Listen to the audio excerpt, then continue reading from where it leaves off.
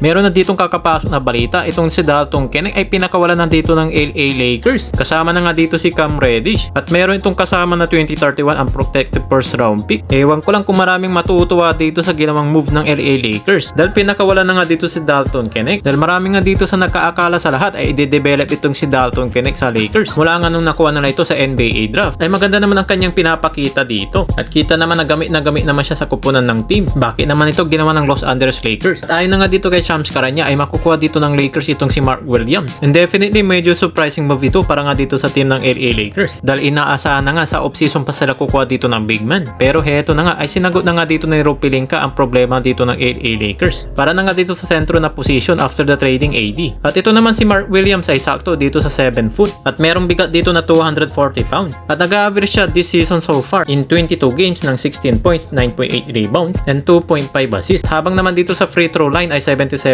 naman. And actually nga mga pre ay marami nga nagulat dito sa mga Lakers fans. At eto na nga atin mga sinasabi na medyo hati nga sila dito sa kanilang opinion. Dito na nga sa ginawa ng move dito ni Rob Pelinka kung saan medyo alanganin nga sila sa pagsasabi na medyo overpay nga daw dito sa ginawa ni Rob Pelinka para na nga makuha dito si Mark Williams. At dapat daw na hindi na nga dito sinama ang kanilang first round pick. Pero base naman daw dito sa performance nito ni Mark Williams, baka nga daw magbabago dito ng mga isip dito ang mga fans. Dahil kung makikita ninyo naman dito sa kanyang stats sa last 4 games ay nagtala siya dito ng 31 points, 13 rebounds, 20 points, 12 rebounds, 3 blocks, 38 points, 9 rebounds, 24 points, 16 rebounds at meron pa siya ditong 4 na assist. Kumbaga nga daw dito mga pre ay nagpapakilala nga itong si Mark Williams. Dito na nga sa bilang sentro dito sa NBA na one of the best two-way center. Kaya siguro ay napansin na nga ito ni Rob Pelinka. Kaya nga ay sinunggaban na nga niya at habang maaga pa para na nga dito kay Mark Williams dito sa team ng Hornet. Parang masasabi na nga dito he is the perfect na nga na kanila na nga dito magiging sentro ni LeBron James at Luka Doncic. At may isasama na nga natin dito si Austin Reeves kung saan naman he is the backline of defense dito ng LA Lakers na ngayon ay nasa team na nga siya dito ng purple and gold at medyo similar nga siya dito sa playstyle nila Walker Kessler at pati na rin dito ang kanilang dating sentro na si JaVale McGee. Parang mga ganun yung mga shot blocking 7-footer. Tapos meron pa siya ditong vertical thread din down the other side of the court pagdating na nga dito sa opensa. Kaya naman masasabi nga natin na parang magandang move nga ito. Dito na nga sa ginawa ni Rob Pelinka. Pero ang bukod tangin na naging problema nga lang dito ay parang naging overpay nga daw siya para na nga dito kay Dalton Knecht at meron pa itong kasama na unprotected first round pick which is ang last tradable dito ng first round pick na itong LA Lakers. At mukha na nga ditong all in na nga sila dito ngayong season. At mukhang hindi na nga nila dito sasayangin itong season na ito. At maghahangad na nga sila dito ng championship. At hindi na rin natin dito masasabi kung kailan magtatagal dito si LeBron James. Hindi na nga dito nag-aksaya ng panahon. Ginawa na nga nila dito ng trading for Dalton Knecht para na nga dito kay Mark Williams. Naging magandang move naman ito para nga dito sa Charlotte Hornets dahil nakakuha na nga sila dito ng legit na shooter at makakasama naman nila dito ng LaMelo Ball at pati na nga rin dito ni Brandon Miller para na nga dito sa kanilang dalawang star player nila. Sigurado marami na nga siya dito makukuha minuto dito si Dalton Knecht at mapakita na nga dito ang kanyang potential sa kanyang bagong team na Charlotte Hornets.